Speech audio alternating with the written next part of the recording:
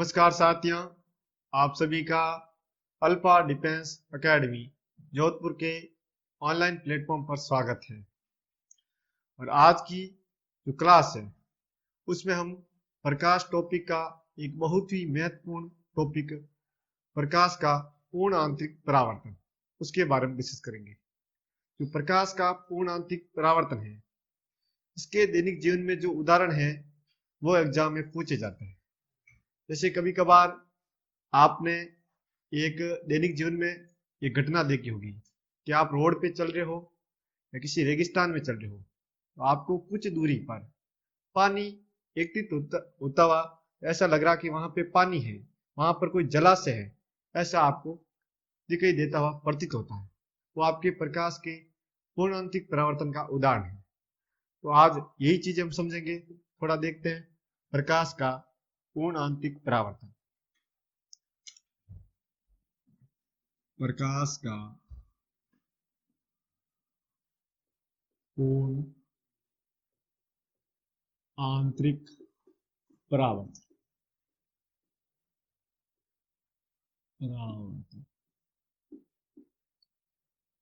ये एक प्रकाश की घटना है।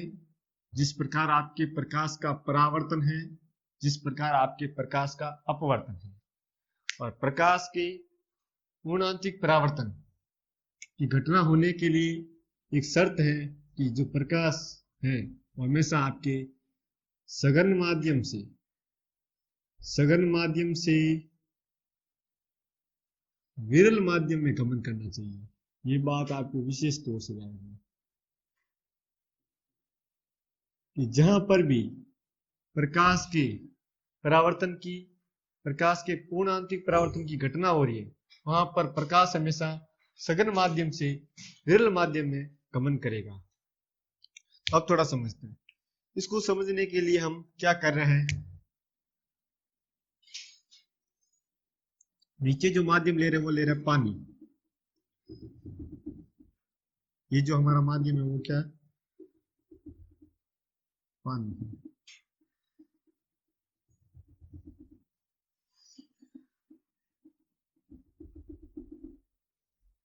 पानी ले रहे हैं।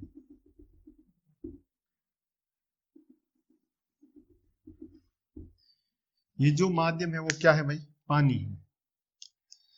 और पानी है, हमें पता है पानी का अपर्तांक 1.33 और जो ऊपर का माध्यम है वो है हवा।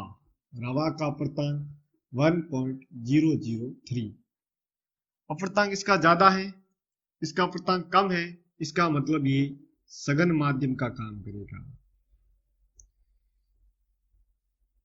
इस माध्यम के कण पास पास है, इसका नहीं सघन माध्यम का काम करेगा। हवा में कण दूर दूर है, इसका नहीं विरल माध्यम का काम करेगा। ये जो काम कर रहा है विरल।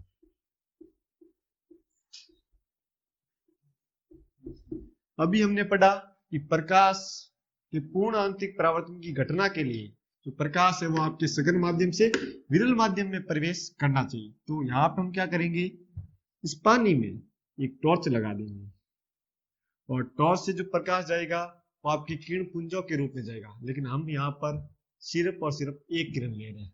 ये जो किरण है वो आपके पानी से किस में जाएगी भाई?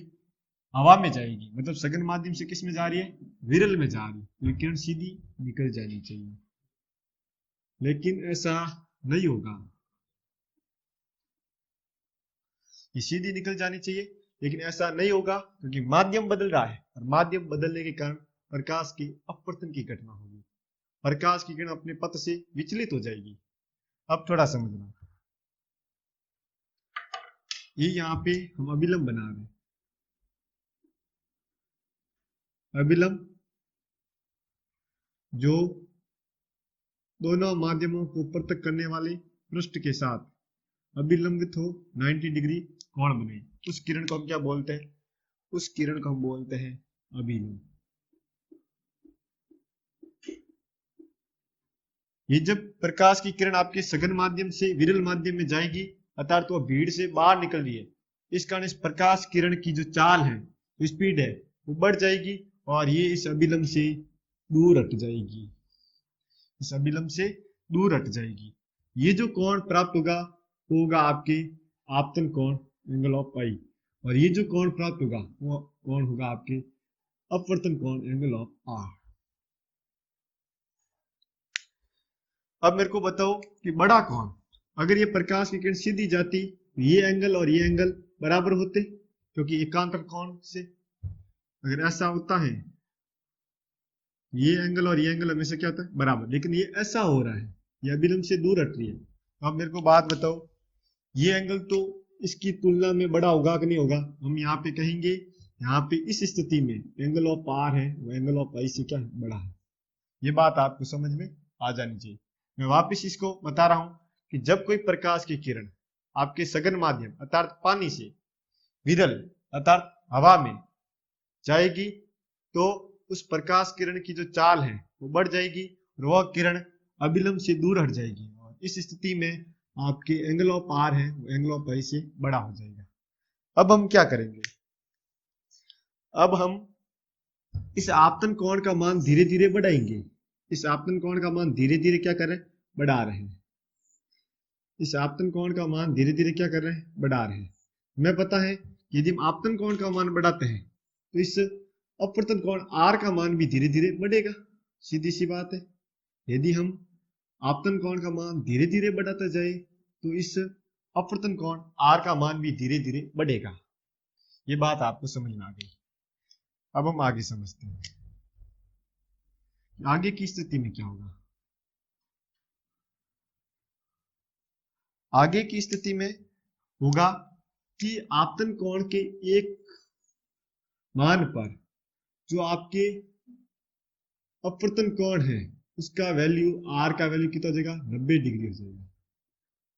ये बात आपको समझ में आ रही है क्या? हम आपके आपतन कोण के मान को धीरे धीरे बढ़ा रहे हैं तो आपके अपवर्तन कोण आर का मान भी धीरे धीरे बढ़ रहा है। तो आपतन कोण के एक मान पर इस अपवर्तन कोण आर का जो मान कितना हो जाएगा 90 डिग्री हो जाएगा, अर्थात वह प्रकाश किरण दोनों माध्यमों को पृथक करने वाले पृष्ठ के समांतर हो जाएगी।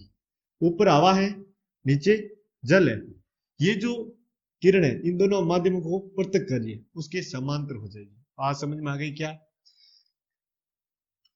तो ये जो आपतन कोण प्राप्त हो रहा है इसे हम कहेंगे क्रांतिक कोण। इसको हम क्या कहेंगे क्रांतिक कोण।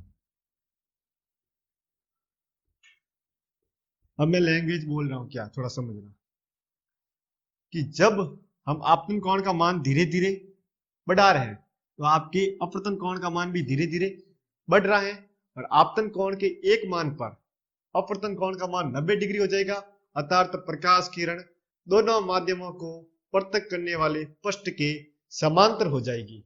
तब उस आपतन कोण के मान को हम क्रांतिक कोण कहेंगे। ये बात समझ में आ गई आपको? अब चलिए थोड़ा आगे समझते हैं।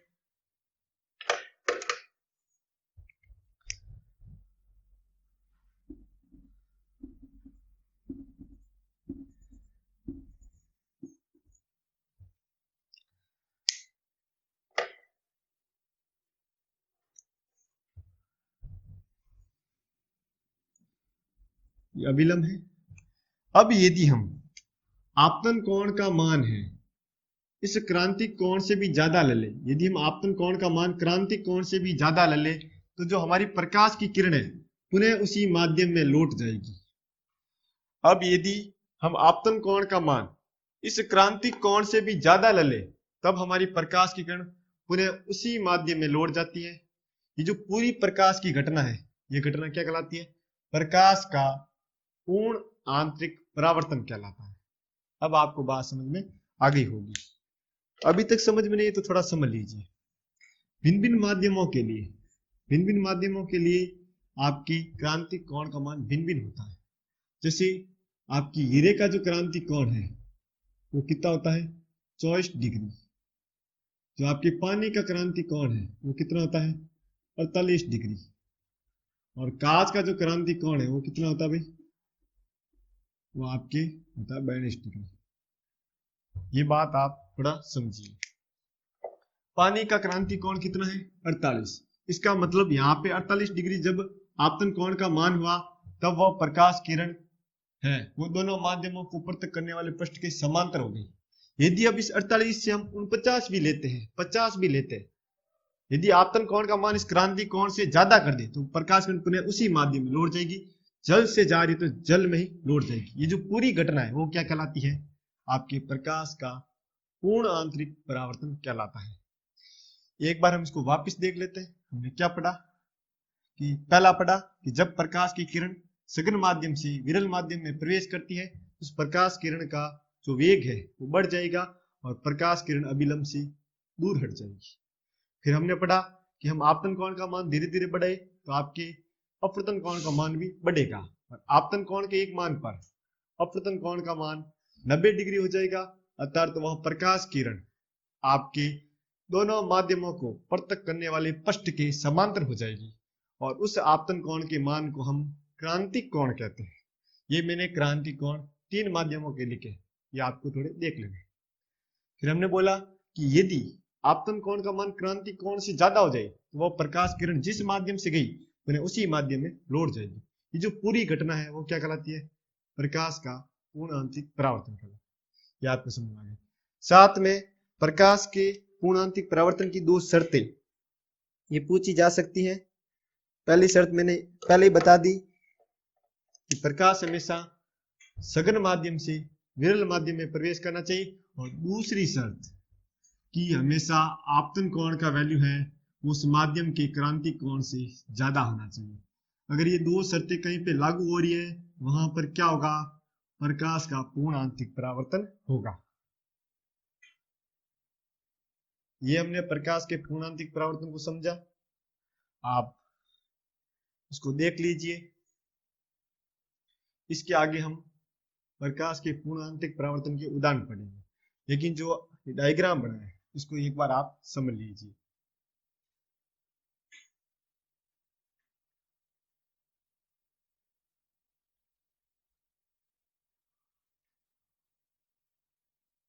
तो चलिए, आपने नोट कर लिया होगा, इस डायग्राम का स्क्रीनशॉट ले लिया होगा। तो मैं इसको रब कर रहा हूं और उसके आगे हम पढ़ेंगे प्रकाश के पूर्ण आंतरिक परावर्तन के उदाहरण।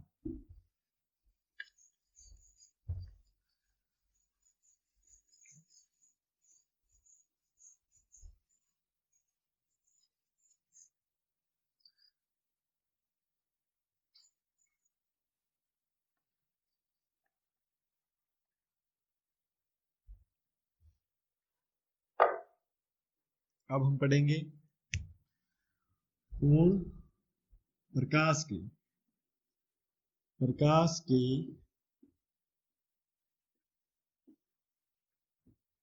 पूर्ण आंतरिक परावर्तन के उदाहरण।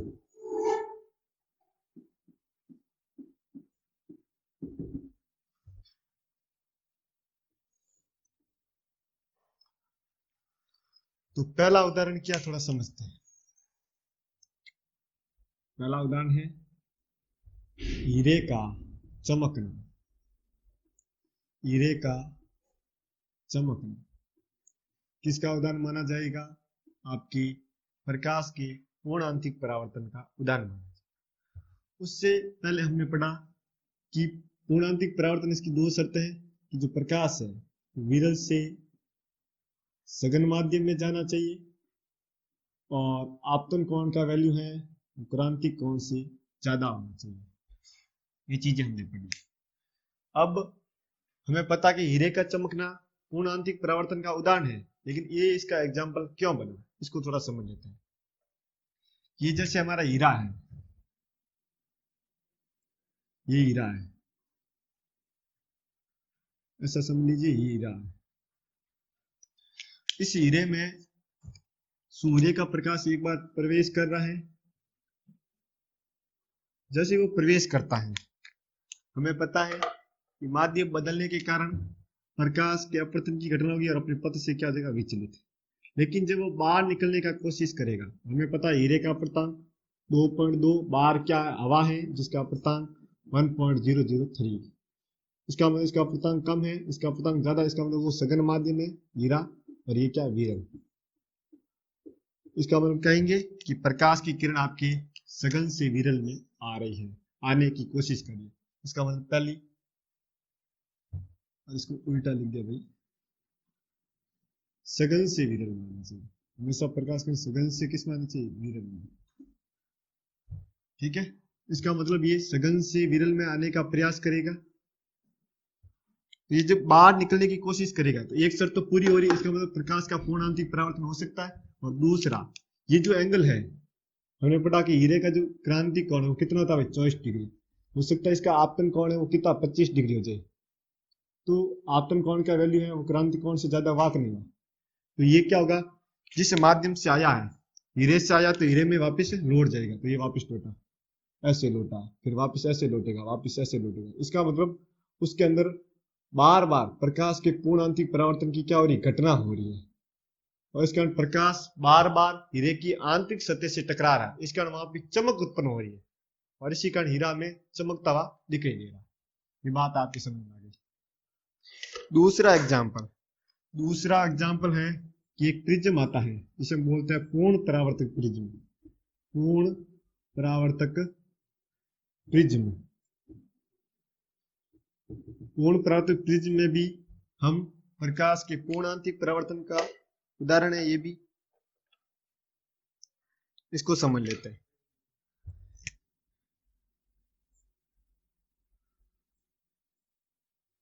ये दो प्रकार का हो सकता है, एक तो आपके प्रकाश को जो 90 डिग्री पर मोड़ दे, और दूसरा जो आपके प्रकाश को 180 डिग्री पर मोड़ दे।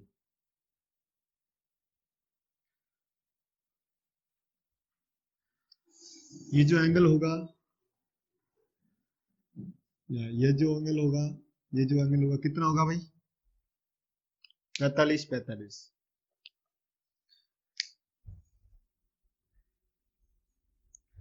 और हमें पता है 45 है, और तो कांच का जो क्रांतिक कोण हो तो 42 डिग्री है। इसका मतलब इसका जो वैल्यू है वो आपकी क्रांतिक कोण से तो ज्यादा है। और वापिस ये कांच का पूर्णांक 1.5, और बाहर क्या? हवा का पूर्णांक 1.03। तो हवा तो विरल का काम करेगी, और कांच का पूर्णांक ज्यादा किसका काम करेगी? सघन का। इसका मतलब ये यहाँ पे सघन से विरल में आने का प्रयास कर रहा है, और इसका जो आपतन कोण का वैल्यू है वो क्रांतिक कोण से ज्यादा है।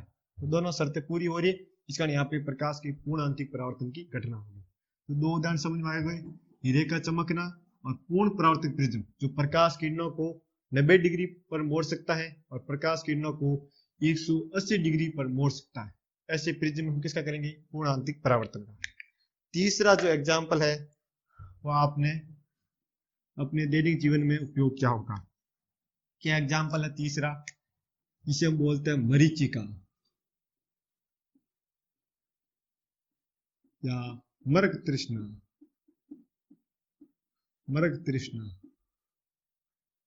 मरीचिका या मृग तृष्णा क्या होती है कि गर्मियों के दिनों में आपके सड़क या रेगिस्तान में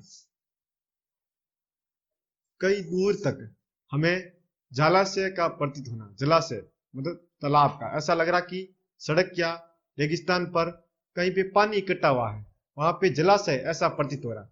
वो किस कारण हो रहा है? आपके प्रकाश के पूर्णांतिक परावर्तन के कारण हो रहा है, और इसे हम क्या कहते हैं? मरीचिका, मृग तृष्णा। ये बात आपको समझ में आ गई। ऐसा क्यों हुआ, इस बात को समझना थोड़ा।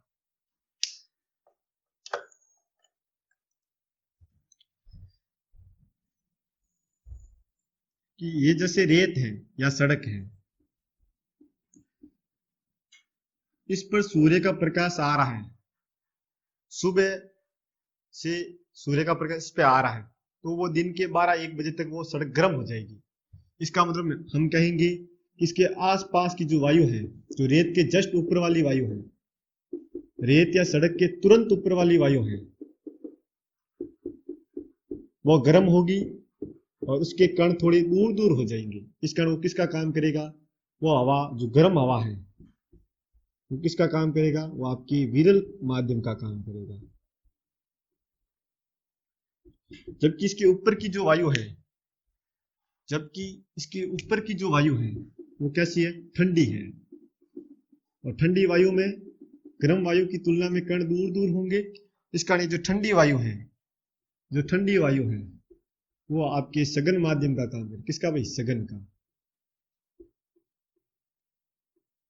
तो पहली शर्त हमें समझ में आ गई होगी कि जो प्रकाश है, ऊपर वाला प्रकाश जब 12-1 बजे आएगा वो किससे, सघन से विरल में आ रहा कि नहीं आ रहा। ऊपर वाला माध्यम सघन ठंडी वायु और नीचे वाला गर्म, सघन से विरल में आ रहा कि नहीं आ रहा। पहली शर्त कंप्लीट, सघन से विरल माध्यम में आना चाहिए। दूसरा, यहाँ पे जो आपतन कोण है, हो सकता है वो आपतन कोण आपके क्रांति कोण से बड़ा हो, ऐसा समझ लीजिए। तो प्रकाश का क्या होगा, परावर्तन। ऐसे प्रकाश आया, बार बार प्रकाश का क्या होगा, परावर्तन। बार बार प्रकाश का क्या होगा, परावर्तन। यहाँ पर जो भी प्रकाश आ रहा है, इस पृष्ठ पर जो आपके गर्म वायु और ठंडी वायु को पृथक करने वाला पृष्ठ है, उस पर प्रकाश किरणों का बार बार क्या होगा, परावर्तन होगा। और इस परावर्तन के कारण, उस परावर्तन के कारण यहाँ पर इस एरिया में क्या होगी, आपकी चमक उत्पन्न होगी। ये जो एरिया है, इस एरिया में क्या होगी, चमक उत्पन्न होगी। और वो चमक ही हमें पानी दिखाई देगा। वो जो चमक रहा है, ऐसा हमें लगेगा वहां पर पानी इकट्ठा हुआ। और जैसे हम नजदीक जाएंगे तो पानी खत्म हो जाएगा, कि वास्तव में वहां पे पानी था ही नहीं। वो चमकती हुई चीज हमें पानी जैसा दिखाई दे रहा। ये बात आपकी समझ में आ गई होगी। अब इसी से हम जोड़ रहे हैं, ये बात समझ में आ गई, मरीचिका मृत, इसी से जोड़ रहे हैं। इस मरीचिका या मृग तृष्णा के कारण ही कहीं पे हम रेगिस्तान में देखते हैं कुछ पेड़ हमें उल्टे लटकते हुए दिखाई देते हैं। तो इसका एक और इसी के साथ लिखा कि रेगिस्तान में प्रेषक को, प्रेषक मतलब देखने वाले को, प्रेषक को उल्टे लटकते हुए पेड़ों का दिखाई देना, पेड़ों का दिखाई देना, किसका उदाहरण होगा, इसका। और दूसरा, जैसा यहाँ पे रेगिस्तान में हो रहा है, ऐसा का ऐसा जो सर्द इलाके होते हैं वहां पर भी होता है। वहां पर क्या घटना होती है, थोड़ी समझना। वहां पे जो समुद्री इलाका होता है, वहां पे जहाज तैरते रहते हैं। जैसे हम जहाज बना रहे हैं, ये जहाज बना रहे हैं। जो समुद्री इलाका होता है सर्दियों के दिनों में, वहां पर प्रेषक को जो जहाज है वो उल्टा लटकता हुआ दिखाई देता है। प्रेषक मतलब देखने वाले को, जहाज है उल्टा लटकता हुआ दिखाई देता है। और इस प्रक्रिया को लूमिंग कहा जाता है। इस प्रक्रिया को क्या बोला जाता है भाई, लूमिंग। तो ये भी इसके एग्जाम्पल में शामिल हो जाएगा कि सर्दियों के दिनों में, या ऐसे लिख दो, ठंडे इलाकों में प्रेषक को जहाज का उल्टा लटकता हुआ दिखाई देना, लटकता हुआ दिखाई देना। इसे हम, इस जहाज को भूतिया जहाज भी कहते हैं, भूतिया जहाज। और इस प्रक्रिया को हम क्या कहते हैं भाई, इस प्रक्रिया को हम बोलेंगे लूमिंग। इस प्रक्रिया को हम बोलेंगे लूमिंग। तो लूमिंग की जो प्रक्रिया होती है वो भी आपकी पूर्ण आंतरिक परावर्तन की उदाहरण है। अब एक और एग्जाम्पल इसका, ये एग्जाम्पल आपको समझ में आ गए होंगे। इसका एक और उदाहरण है, वो हम यहाँ पे डिस्कस कर लेते हैं।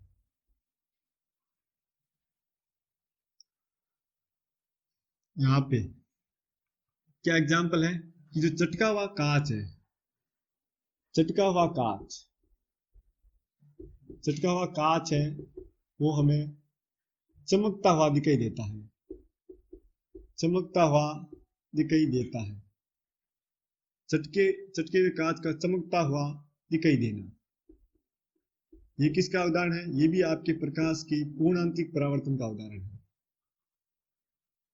कोई भी कांच है वो चटक गया है, अर्थात उसके बीच में दरारें आ गई, तो वो कांच चमकेगा, प्रकाश की उपस्थिति में चमकेगा। ये किसका उदाहरण है, प्रकाश के पूर्ण आंतरिक परावर्तन का उदाहरण है। अब समझते हैं कि इसका उदाहरण क्यों बना, इसको समझ रहे हैं। जैसे ये हमारा पहले कांच था, इस पे हमने पत्थर गिराया जिससे उस पे दरारें आ गई। तो दरारें आने के कारण उन दरारों के मध्य क्या आ गई? हवा आ गई। उन दरारों के मध्य क्या आ गई भाई? हवा आ गई। और ऊपर क्या था? कांच। हमें पता है कांच सघन माध्यम का काम करेगा और हवा आपकी विरल माध्यम का।